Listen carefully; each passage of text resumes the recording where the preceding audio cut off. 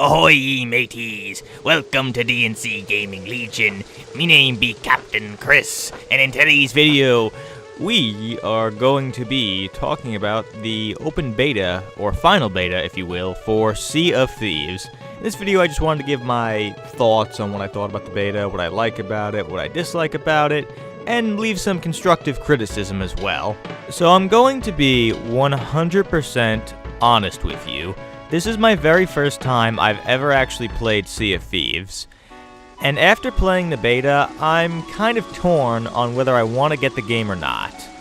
Now, I want to keep playing the game, but I'm not sure if it's worth the $60 price tag. The game does have a lot of good design choices made in it, but at the exact same time it has a couple of flaws. But most of those flaws, however, are not so much design choices, it's just more that the game is just simply lacking in a lot of areas, I feel like. However, there is one big design choice that actually is bad, and I'm going to start off the video by talking about that. So let's get right into it. So, what is that one bad design choice in the game? Well, some of you might already be aware of it, but if you don't know, then allow me to spill the beans for you. Sea of Thieves' biggest design flaw right now is the character customization. Holy shit, I don't even know where to begin with this mess. This is by far one of the worst character customization systems I have ever seen in a video game. Character customization is determined through RNG, a random number generator. Excuse me, what? I think I need to repeat that. You pull a slot machine lever and it gives you random pirates and you pick one and that's your character. What? What the fuck? Seriously, you cannot change your character's height. If you want to make them shorter or taller, you can't do that. You can't change your character's body type or weight. If you wanted to make a guy more skinnier or a guy more fatter or more muscular, you can't do that either. You can't change their skin color. You can't customize their ears or their nose or their eyes or like really much or anything really in their facial area. You can't change the color of their hair or like the size of their hands or the size of their feet. Really, most of the stuff that you'd want to customize in a character, you cannot do here, which is fucking retarded. It's awful.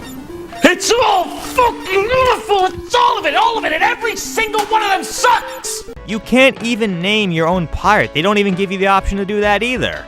I'm sorry if this is kind of turning into a rant video right here. It's just, I'm really pissed off about this character customization system they implemented. It's just so stupid! Now, to be completely fair, when you do get on your ship, there is what's known as a vanity chest. And what that is it lets you customize your pirate a little bit. In that chest, you have the option of changing their hairstyle and facial hair. But there's not really much to choose from, at least not in the beta. The rest of the hairs you have to actually unlock by buying them. Now, I don't have a problem with having to unlock different hairstyles, but I really wish when you made your character, they actually let you, A, design them, for one, but two, if they gave me all the hairstyles as options in character customization, and then I pick one, and then the rest of them were locked, and you had to unlock them by buying them with gold, that'd be perfectly fine, but that's not the case here, and I think that's stupid. The worst part is, I've actually seen people in the comment section of other videos actually trying to defend this system and saying that it's actually well designed. It's not. It really is not. Now, the reason why Rare decided to make this stupid RNG system for character customization is they want every pirate to be unique and different. They don't want you, heaven forbid, running into another pirate that looks similar to your character. But here's the problem with it, alright? For one, if Rare is worried that we're going to have similar looking pirates to each other, then all they have to do is give us more customization options. If you let me change more features about my pirate will be completely different and unique from every other pirate. Two, I don't see what the big deal is if I run into another player that has a pirate that looks kind of like mine. I don't see the problem with it. There's plenty of people in real life that look similar to each other. Are you telling me there wasn't a pirate back in the day that maybe looked somewhat similar to Blackbeard? Maybe had a Blackbeard himself that was similar looking? Come on, who gives a shit if I run into a character that looks like mine? I don't care. But also, when I was using this RNG, character customization thing, a couple times I rolled a couple pirates that looked very similar to previous ones I had originally. So, there already is going to be characters that look similar to each other, so I don't see what the problem is. It's like it contradicts itself. Now, there is quite a lot of clothing options they actually have in the beta. You can change your character's shirt, pants, boots, you can give them a hook hand, eye patch, peg leg, a lot of different stuff you can equip on your character, which I really do appreciate. Although, unfortunately, you cannot change the color of any of these things. Like, you can't equip a hat and then change the color to, like, blue or whatever. I do find that disappointing, and they really should let you just change the color of every single type of clothing in the game. But, you know, they let you pick out the clothing and change that, but they don't let you pick out and create your own character. So it's like they want you to create your own character, but at the same time they don't. I don't know what the hell they're talking about, what they were thinking. But enough about the character customization stuff. I just wanted to get that off my chest. Let's talk about something positive in the game. So something positive in the game that I actually was blown away by is the sailing. The sailing is just incredible, to say the least. I mean, they nailed the aspect of it. So what I like about the sailing so much is they made it where it's so interactable. It really feels like you actually have to do stuff and not just sit there and turn a wheel. I mean, you have to raise the sails or lower them if you want to slow down or speed up. You have to set the sail in the wind direction to pick up the most wind. Someone has to check the map so you can see where you're going, because it's located below the steering wheel, so you actually have to get off it and check it. There's also, you gotta lower the anchor, and then raising the anchor takes time, and you can raise the anchor faster if you have more than one person working on it. So I love the aspect of sailing and how there's so much stuff you have to actually interact with when you're sailing, and if you have crew members working together, you can do stuff very effectively. I love that aspect. They nailed that. Something else they also did really well that I actually like is they have little, I guess you could say, it's called pirate chat, and it's kind of like, you know, quick chat messages. Like, you know, you could say stuff like hello or thank you and stuff like that. And what's really cool is depending on what you have equipped determines what type of quick chat messages you can actually say. So for example, if you're looking at the world map, you can actually give directions using the quick chat. When I was sailing with this one guy, neither of us had a microphone. We weren't talking to each other, but I was using the text chat to guide him in the direction of the island that we're trying to get to. So it's really cool that you actually don't even necessarily have to have a microphone to actually communicate with other players. It's really awesome. I really love the sailing. They got that so damn well. That's definitely one of the best parts of the game, if not the best part of the game. Another thing I like is all the outfits and all the weapons in the game are all cosmetic when it comes to different types. What I mean by this is they have different types of, like, say, cutlasses, but they all do the exact same damage, they attack at the same speed, and all that stuff. So it's pure cosmetic, so what's nice is it's like if you see a cool cutlass that you want to use, you use it because it looks cool. So everyone can just pick whichever one they want and not have to worry about being at a disadvantage. I like that. I think that's a good thing. And also, they have quite a lot of different stuff you could buy that's cosmetic, like different compasses, telescopes, instruments.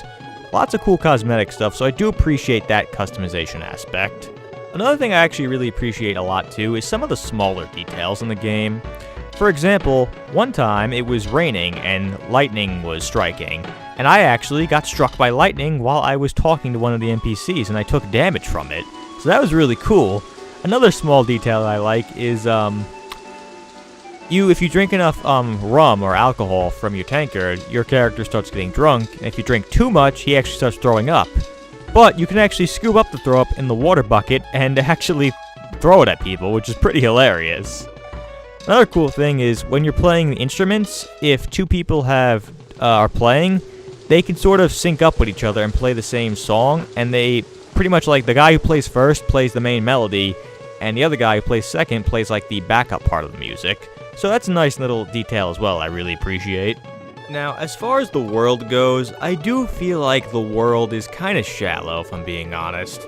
Because, okay, so they have all these NPCs in the world, which are the merchants that you talk to buy items. And they all look different, which I like. But the problem is none of them actually talk. With the exception being the gold hoarder who says goodbye when you stop talking to him. But every other NPC, including him also, they just have walls of text. That's it. They don't actually have any dialogue, or like any personality to them, they just have walls of text. So it feels like you're pretty much conversing with a vending machine when you're talking to them. And that does make the world feel not very alive, it just makes it feel shallow, which is a shame. But also, there really wasn't too many enemies in the beta either. The only enemies they had in the beta were skeletons and sharks. And that's it. And that's all they had.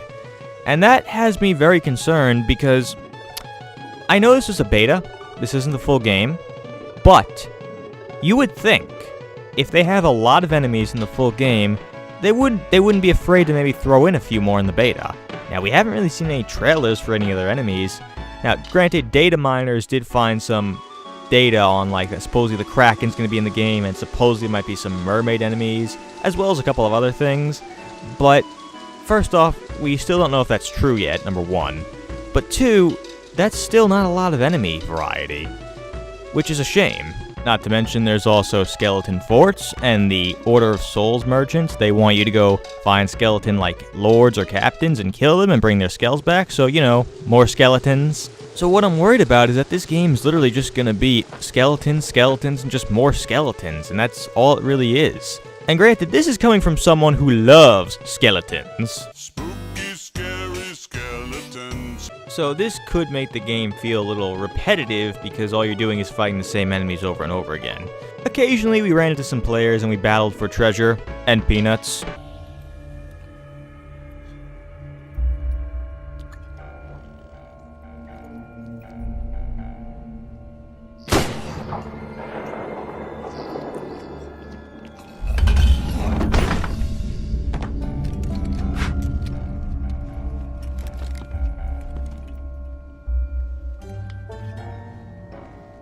My peanut.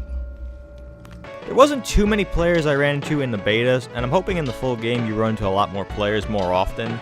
So that's nice, but that's kind of random. You know, the rest of the game should have a lot more enemy variety to it, and you shouldn't have to rely on players to keep things interesting. And you know, there's a bunch of enemies they could add that would be really good for this game to have. For example, what if they had fishmen like Davy Jones? What if they had some like NPC pirate hunters that would track you down? Another thing worth noting is that all the ships you see are player-controlled ships. There's no NPC ships, and that's a missed opportunity in my eyes, because what if they had like legendary NPC ships that showed up that required maybe more than one player to take down? Like what if you needed like 5 crews to take down this one really powerful ghost ship that spawns? Or what if they have NPC pirate hunter ships? That'd be cool, but unfortunately this game's not going to have that, and that's a missed opportunity in my eyes. Now let's talk about some of the quests. Okay, so I wasn't able to play any of the skeleton forts because unfortunately the beta ended a lot sooner than I thought it was, so I couldn't get around to doing that. And I never got around to playing any of the Merchant Alliance quests either, but I was able to do a bunch of the Gold Voyager quests. Now, what those consisted of doing was pretty much, you just got a map that showed you a picture of an island, you had to find the island on the world map, and it didn't tell you the name, so you had to look at the map and compare the two, like, images, until you found an island that looked like the one on the map you got for the quest. And then you sailed to the island, and then you looked at the map with the X's marked on the map, and then you dig up buried treasure. Then you bring it back, and then there might be some skeletons on the island to fight, there might not be. And that's pretty much all we did in the beta. There was a message in a bottle you could sometimes find on those islands, and those would give you a new quest that would involve solving a riddle, which is kind of cool. But the issue here, I feel, was just that with the lack of enemy variety in the game, and the quests being kind of the same things over and over again, I feel like this game's gonna get very repetitive very quickly. On top of that, I don't think it's gonna have like any sort of like storyline to it, so that's another problem. I do think the game is fun to play, and I was enjoying my time with it. I just feel like the $60 price tag might be the overall problem, how much they expect you to pay and how much they're offering you in return. So, at the end of the day, here's my thoughts on this. I recommend, if you're on the fence about getting this game, I recommend you do your research. When the game launches, do your research. Look up countless reviews of the game. Read articles about the game, read forums, read comments, do your research, find out everything you need to know about the game before you decide to make a purchase. Because look at it this way, this game is not going anywhere. Let's say you decide to not get this game on the day it launches. Let's say you wait a month or 2 later. If the game is good when it launches, it'll still be good 2 or 3 months later. So you're not really missing out on anything, and you really don't have anything to lose. It's also worth noting that the game is going to have free DLC, so that only kind of like proves my point that, you know, it might be smart to wait, because then if you wait for them to add a bunch of DLC and then you purchase the game, it'll feel like your purchase is more worthwhile. With all that said, I would definitely keep my eye on this game if you don't get it right away, but I think if you could get the game for a discounted price, if you could get it for like 40 bucks or less, I'd say that's worth it. I think you'll definitely have a lot of fun, and you'll feel like that's worth the price tag. Not to mention, you'll get free DLC later down the line. And yeah, that's really all my thoughts on the whole beta thing. So, hope you enjoyed the video. What do you think about the beta? Did you like it, hate it? Are you gonna get the game? Are you not gonna get the game? Leave your comments down below, and I'll see you guys in the next video. Until next time, this is Chris from D&CGaming Legion signing off.